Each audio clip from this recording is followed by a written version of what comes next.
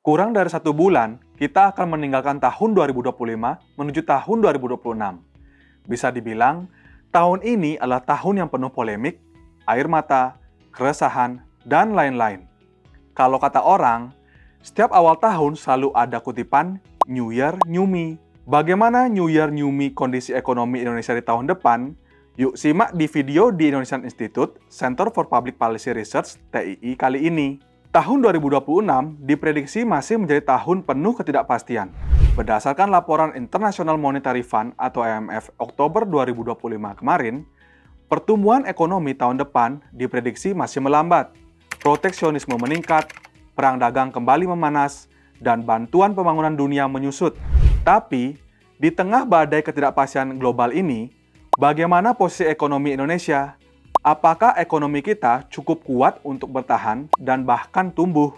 IMF dalam laporan World Economic Outlook edisi Oktober 2025 menegaskan bahwa ekonomi global akan melambat. Penyebabnya, proteksionisme dan fragmentasi ekonomi. Dunia makin tertutup, negara-negara makin protektif. Bantuan pembangunan global bahkan turun 9% pada 2024, dan tren ini berlanjut ke 2025. Negara-negara maju memperketat imigrasi, menarik kembali modal, dan memprioritaskan masalah domestik mereka. Kemudian ada AS. Beberapa waktu lalu, pemerintahan Presiden Donald Trump kembali menaikkan tarif impor. Tetapi menariknya, sebagian besar negara tidak melakukan retaliasi. Banyak negara memilih menjaga perdagangan tetap terbuka. AS juga melakukan perundingan perjanjian perdagangan dan memberikan keringanan, tidak terkecuali ke Indonesia. Dampaknya, perlambatan ekonomi global memang ada, tetapi tidak sedalam yang dikhawatirkan.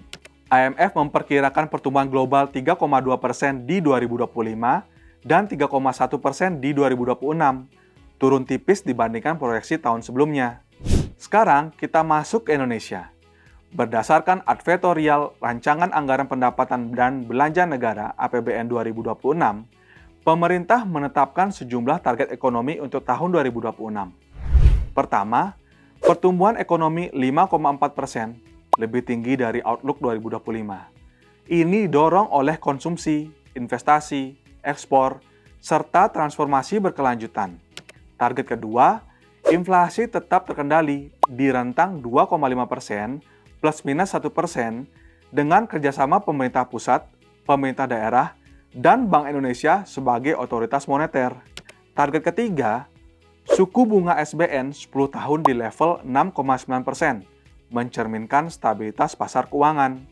Target keempat, nilai tukar rupiah dijaga di Rp16.500 per US dollar yang masih dipengaruhi oleh kondisi ketidakpastian global. Target kelima, harga minyak mentah 70 US dollar per barel. Hal ini dipengaruhi oleh kondisi geopolitik di Timur Tengah, kondisi ekonomi global, kebijakan OPEC+, dan kebijakan transportasi non-fossil fuel, seperti kendaraan listrik yang berkembang.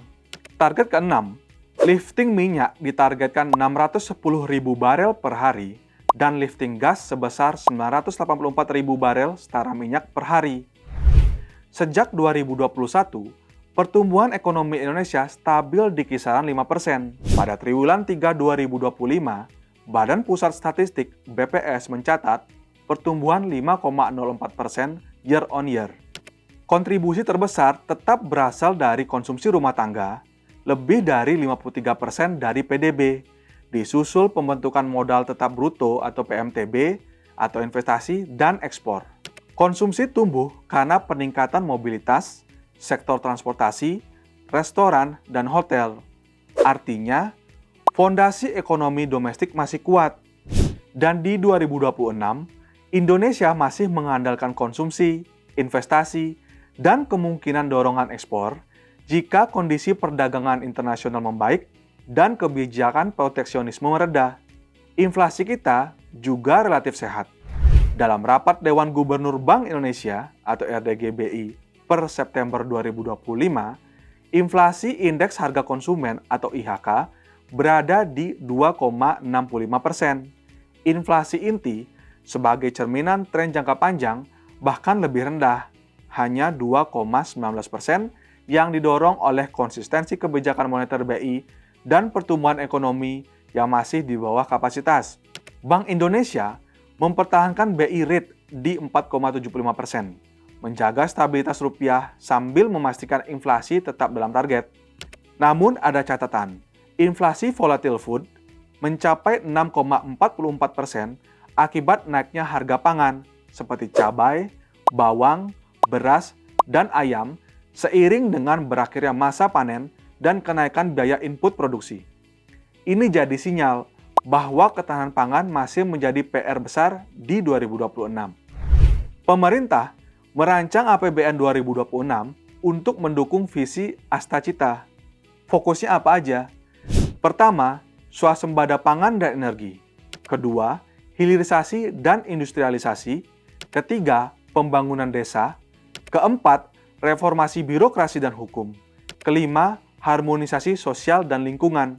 Strategi jangka pendeknya mencakup diplomasi ekonomi, perlindungan dunia usaha, pengelolaan defisit APBN, dan optimalisasi pendapatan negara.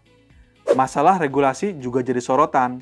Menurut Indonesia Report 2025 bidang ekonomi oleh The Indonesian Institute Center for Public Policy Research atau TII, skor efisiensi regulasi Indonesia masih menunjukkan Indonesia memiliki iklim regulasi yang memberikan kesempatan bagi masyarakat untuk berwira swasta, mendukung aktivitas usaha, fleksibilitas pasar tenaga kerja, maupun stabilitas kebijakan moneter, walaupun skor pilar efisiensi regulasi Indonesia sedikit menurun.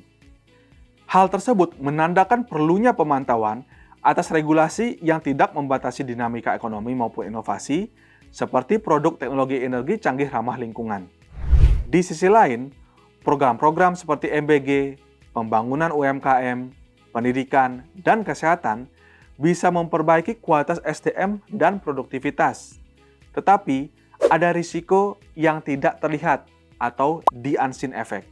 Jika pembiayaan terlalu bergantung pada utang dan tata kelolanya lemah, pembengkakan pembiayaan jangka panjang bisa terjadi.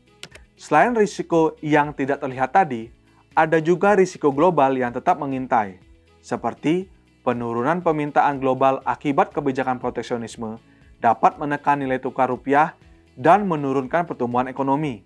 Risiko domestik juga tidak kalah serius, seperti korupsi, rendahnya penerimaan pajak, lemahnya mekanisme targeting program sosial.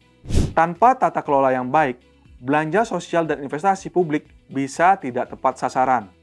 Harus diiringi dengan transparansi dan akuntabilitas dalam proses pelaksanaannya. Lantas, apa yang pemerintah bisa lakukan untuk memperkuat ekonomi Indonesia tahun depan? Pertama, seluruh elemen pemerintah pusat dan daerah harus bersinergi dan bekerja sama untuk mendorong regulatory impact assessment dalam penyederhanaan regulasi dan harmonisasi. Selain itu, digitalisasi proses perizinan usaha juga perlu diperbaiki agar pemerintah pusat, daerah, kementerian lembaga dapat mengawasi dan terintegrasi, yang mana dapat memperkecil praktik korupsi dan meningkatkan transparansi. Kedua, terkait memperkuat tata kelola fiskal dan efisiensi belanja pemerintah, seluruh elemen pemerintah pusat dan daerah harus dapat memastikan alokasi anggaran program-program sosial, pendidikan, dan kesehatan yang sudah dicanangkan dapat tepat sasaran melalui Public Expenditure Review atau PER. Hal ini guna menjamin belanja publik yang efektif dan dapat berdampak langsung, serta menjaga defisit fiskal APBN di bawah target 3%. Ketiga, dalam mendorong transparansi, akuntabilitas, dan mitigasi korupsi, seluruh elemen pemerintah pusat dan daerah harus bersinergi dan berkolaborasi dalam audit kerja dan audit berbasis risiko. Di samping itu, dorong kerjasama dengan organisasi masyarakat sipil untuk mendorong kebijakan integrasi satu data atau open data guna meningkatkan efisiensi dan keterbukaan akan realisasi anggaran, capaian untuk mempersempit praktik-praktik korupsi dan mendorong kepercayaan publik kepada pemerintah dan supremasi hukum di Indonesia. Tahun 2026 akan menjadi tahun krusial. Ekonomi dunia melambat, tantangan makin besar. Tapi, dengan kebijakan yang tepat, tata kelola yang kuat, dan regulasi yang mendukung inovasi, Indonesia bisa bukan hanya bertahan, tetapi akan melompat lebih jauh.